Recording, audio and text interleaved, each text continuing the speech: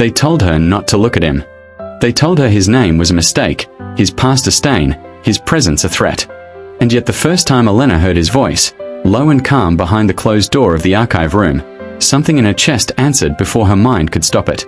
"You're late," he said without turning around.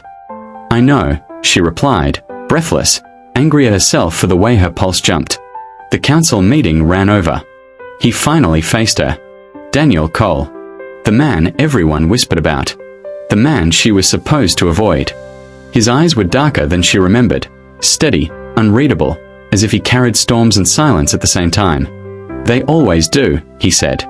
"Power likes the sound of itself." She should have smiled politely and left. Instead, she stayed. "You shouldn't talk like that," she said quietly. "You shouldn't be here at all," he answered, just as softly. The air between them tightened. Elena felt it, the invisible line they were not meant to cross. He worked for the resistance, unofficially tolerated, officially unspoken. She was the council's youngest legal advisor, raised on rules, loyalty, and caution. Their worlds were never supposed to touch. And yet they did. Again and again. At first, it was only words. Careful ones. Measured conversations over dusty files and sealed documents. Then questions slipped in that had nothing to do with work. "Why did you come back?" she asked one evening as rain pressed against the tall windows. Daniel paused. Why do people ever return to places that broke them? That's not an answer. He looked at her then, really looked at her. Because someone is still there. Elena's heart stumbled. She hated herself for hoping he meant her, even though she knew he couldn't. The city slept under curfew rules and quiet fear. They met in shadows and half-lit rooms, always leaving space between their bodies, as if distance alone could save them. But restraint has a sound. It hums, tight and aching. "You're shaking," Daniel said one night, noticing her hands as she signed a document. "I'm fine." "You're lying." She laughed softly, bitter. "You're very sure of yourself." "No," he replied. "Just very aware of what happens when people pretend too long." She looked up at him, eyes shining with unshed truth. "If anyone finds out we're even talking like this, I know," he interrupted. "I know the cost." Silence stretched. Then she whispered, "Then why don't you leave?" "Because you asked me not to," he said. She hadn't realized she had. Not aloud. But her eyes betrayed her every time. The night everything changed, the power went out across the district. Emergency lights bathed the corridor in red. Elena's breath came too fast. The building was unsafe, guards restless. "Stay here," Daniel said. "I'll check the east wing." "No," she grabbed his sleeve before thinking. Her touch was brief, but it burned. "Don't go." He froze. Slowly, carefully, he covered her hand with his own. It wasn't a kiss. It wasn't even an embrace.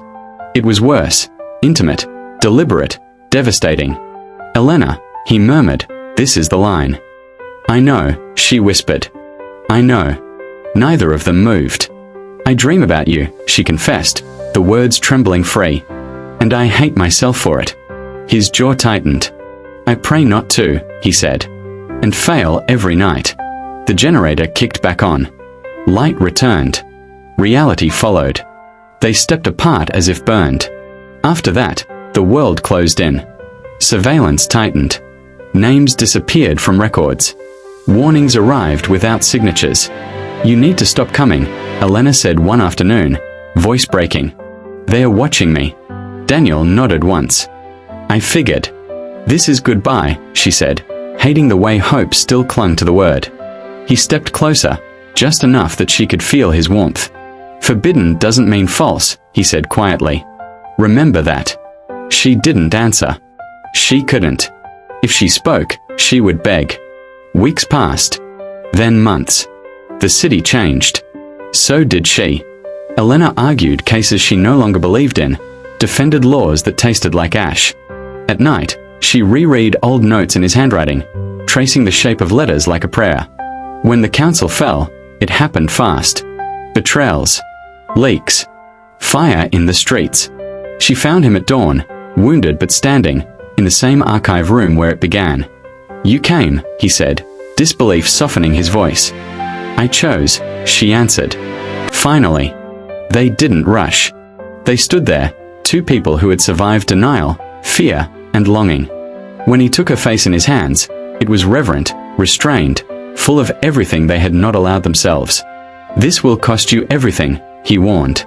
She smiled through tears. "So did not loving you." Their kiss was slow, unhurried, not desperate but earned, two souls meeting after a war with themselves. Outside, the city breathed for the first time in years. Forbidden love does not ask permission. It asks courage. They stayed like that for a long moment, foreheads touching, breathing the same air as if the world might disappear if they exhaled too hard. The city outside was loud now, voices, sirens, life returning, but inside the archive room, time slowed, stretched thin and fragile. "You're shaking again," Daniel said softly. "This time it's not fear," Elena replied. "It's choice." He smiled, a small, almost broken thing. "That's the most dangerous kind." They didn't leave together. Not yet. Forbidden love rarely begins with freedom, it begins with patience sharpened by pain. For weeks they moved carefully through the ruins of the old order, helping where they could, hiding what they felt behind practiced calm. But the distance that once protected them now hurt more than closeness ever had. One night, Elena found him on the rooftop of a half-abandoned building, watching the city lights flicker like uncertain stars. "You always disappear up here," she said. "I need to remember what we're fighting for," he answered. "And what we might lose." She stepped beside him. "Do you still think we're a mistake?" He turned to her fully. "No. I think we were a warning." "A warning of what?" "That love doesn't ask whether it's allowed." The wind tugged at her hair, cold against her neck. "I was trained to believe love should be logical," she said. "Approved. Safe. And now?" He asked. "And now I know that safety can be another kind of prison." He reached for her hand, slow enough that she could pull away if she wanted. She didn't. Their fingers laced together naturally, like they had been waiting for permission all along. That night, they talked until dawn. About childhood shaped by silence. About choices that haunted them. About the fear of waking up one day and realizing they had sacrificed themselves to survive. "If we do this," Elena said quietly, "there's no halfway." Daniel nodded. There never was. The following weeks tested them. Allies questioned his loyalty. Old colleagues watched her too closely. There were moments when fear whispered that it would be easier to let go, to return to loneliness wrapped in duty. But every time doubt crept in, there was a look, a touch, a word that reminded them why they stayed. "You're different with him," one of Elena's former mentors said one evening. "Less obedient." She smiled faintly. "More honest." The night the threat finally came, it arrived as a choice disguised as mercy. Elena was offered her old position back, full power, full protection, on one condition. "Walk away from him," the council representative said. Publicly. She didn't hesitate. "No. You'll lose everything." She thought of Daniel's quiet strength, the way he listened, the way he saw her without trying to own her. "I already lost myself once," she replied. "I won't do it again." When she told Daniel, he closed his eyes briefly, as if bracing for impact. "I never wanted you to give up your future," he said. "I didn't," she answered. "I chose it." They left the city before sunrise, not as fugitives, but as two people refusing to be divided by fear any longer. The road ahead was uncertain, dangerous, unfinished, but it was theirs. As the city faded behind them, Daniel squeezed her hand. "Still scared?" he asked. "Yes," Elena said honestly. Then she smiled. But not alone. And for the first time, forbidden love stopped feeling like a crime, and started feeling like truth that they didn't know where they were going at first. Only that staying was no longer an option. The road stretched ahead of them like an unanswered question, lined with burnt-out checkpoints and abandoned signs pointing to places that no longer existed. Elena watched the city disappear in the rear mirror. With every mile, something loosened inside her chest, and something else tightened. "Do you regret it?" Daniel asked quietly, eyes fixed on the road. She thought of the council chambers, the polished lies, the version of herself that spoke carefully and felt nothing. Then she looked at him. "No," she said. Terrified. "But I don't regret it." He nodded. "Good. Because fear I can handle. Regret destroys people." They stopped at a small border town near dusk. The kind of place where names didn't matter, and everyone carried a past they didn't ask about. They took one room. One bed. Elena stood near the window, arms crossed, suddenly aware of the silence between them. This was different now. No walls. No excuses. No reason to pretend they didn't want what they had denied for so long. "This doesn't change who you are," Daniel said gently, sensing her hesitation. "You don't owe me anything." She turned to him, eyes shining. "That's the problem," she whispered. "I want to." The space between them felt charged, alive. He stepped closer, but stopped, giving her the choice one last time. "Elena," he said, voice low, controlled, "if we cross this line, there's no returning to who we were." She reached for him first. Her hands rested on his chest, feeling his heart race under her palms. "I don't want who I was," she said. "I want who I am with you." His breath broke. When he kissed her, it was slow, careful, reverent, as if he were memorizing her rather than claiming her. The kiss deepened not from hunger, but from recognition. From years of restraint finally giving way. She pressed her forehead to his. "Tell me this isn't a mistake." "It's not," he said immediately. "It's just expensive." They laughed softly at that, because forbidden love always demands payment. Time. Safety. Reputation. Sometimes blood. The days that followed were fragile and intense. They learned each other in quiet ways, shared meals, half smiles, arguments about nothing that meant everything. "You don't run from danger," Elena accused one night. "And you run straight into it," Daniel replied. "That's not fair." "It's accurate." She smiled despite herself. "I used to believe love should feel calm. And now I think calm is something you build after the storm." Trouble found them anyway. It always does. One evening, Daniel didn't come back. Hours passed. Then dawn. Elena sat on the edge of the bed, heart pounding, every dark thought clawing at her chest. When he finally appeared at the door, bruised and bleeding, she rushed to him without thinking. "You're hurt," she said, hands shaking as she touched his face.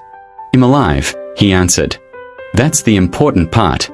Tears spilled over before she could stop them. "You promised you wouldn't disappear." "I promised I'd come back," he said softly. "And I did." She rested her forehead against his chest, breathing him in like air. "I can't lose you." He held her tightly.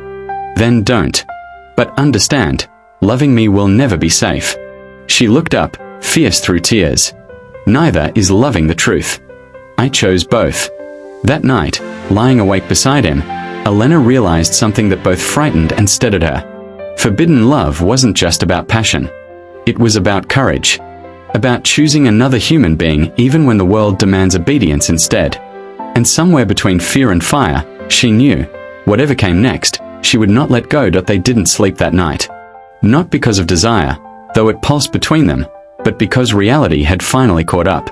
Daniel's wounds were shallow, but the message behind them was not. "They know where we are," he said quietly, sitting on the edge of the bed while Elena cleaned the blood from his knuckles. "Who is they now?" she asked. "Everyone who loses power when people stop obeying." Her hands paused. "Then running won't be enough." "No," he agreed. "It never is." The next days were filled with decisions that felt heavier than any law she had ever argued. They moved again, deeper into territory where the resistance was more than a rumor. Elena watched Daniel transform, not into someone new, but into someone more complete. Commanding without cruelty. Calm without coldness. One night, she finally said what had been burning inside her. "You were never just surviving," she said. "You were preparing." He looked at her, searching. "And you?" "I was hiding," she admitted. "Behind rules. Behind permission." He reached for her face. "You don't need permission anymore. But freedom has a way of demanding proof." The ultimatum came through a broken channel, delivered by a voice Elena recognized instantly. Elena, the former council head, said, smooth as ever. "Come back. Testify against him. Publicly. We'll erase your record. You'll be safe." She felt Daniel tense beside her. "And if I refuse?" she asked. "Then he becomes an example." Silence followed. Heavy. Final. After the transmission ended, Daniel turned to her slowly. You don't have to do this. Yes, she said. I do. No, he insisted. Not like this. I won't let you destroy yourself for me. She stepped closer, eyes blazing. I'm not destroying myself. I'm choosing who I refuse to betray. This could kill you. So could silence, she said. Then softer. I've lived that already. They argued. Quietly. Fiercely. Like two people who loved each other enough to be honest. When the day came, Elena walked back into the city alone. The hall was full. Cameras ready. The council waiting like judges pretending to be saviors. State your name, they said. Elena Markov. Do you confirm your association with Daniel Cole? She looked straight ahead. Thought of nights spent choosing truth over comfort. Of hands held in the dark. Of love that had cost everything. Yes, she said clearly. And I refuse to call it a crime. Gasps. Shouts. Chaos. He is not the enemy, she continued, voice steady. You are afraid because he reminds people they are not powerless. And because love, real love, cannot be controlled. They cut the feed. But it was too late. By nightfall, the city burned with truth. Not fire, truth. Protests. Defections. Doors opening that had been sealed for years. Daniel found her at the edge of the square as dawn broke. You came back, he said, disbelief breaking through. I told you, she replied, exhausted but alive. I choose you. He pulled her into his arms without hesitation, holding her like something fragile and unbreakable at the same time. You changed everything, he whispered. No, she said into his shoulder. We did. They stood there as the sun rose over a city learning how to breathe again. Their future was uncertain, dangerous, unwritten. But forbidden love had done what fear never could. It had set them free. Years later, the city no longer recognized itself. The towers still stood, the streets still remembered fear, but something essential had shifted. Laws were rewritten by hands that trembled less. Names once erased were spoken aloud again. History, at last, was allowed to be honest. Elena stood on the balcony of a modest apartment overlooking the river. Her hair was threaded with silver now, though she was not old, just lived in. She held a cup of tea she had forgotten to drink, watching the water move steadily forward, never looking back. Daniel joined her quietly. You're thinking too loud, he said. She smiled without turning. You always say that. And I'm usually right.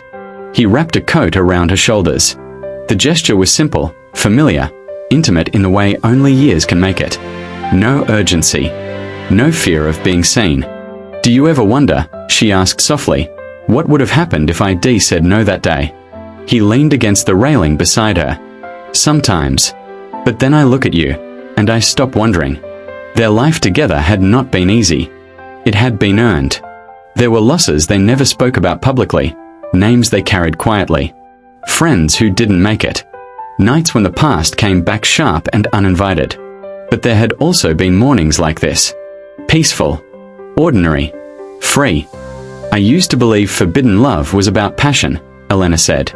About desire fighting rules. And now? Daniel asked. Now I know it's about courage, she replied. About choosing truth when obedience is safer. He took her hand, fingers worn but steady. You taught me that love doesn't need permission. Only responsibility. They stood in silence, listening to the city live. Below them, a child laughed. Somewhere, music played. The world went on, not perfect, not innocent, but awake. Daniel turned to her. If we had to do it all again, he asked, knowing the cost, would you still choose me? She didn't answer right away. She reached up, touched his face the way she had that first night, carefully, honestly. I would choose you, she said, in every version of this world. Even the cruel ones. He kissed her then, not like rebels, not like fugitives, but like two people who had survived themselves. Forbidden love does not always end in tragedy. Sometimes, it ends in truth. And sometimes, truth is enough.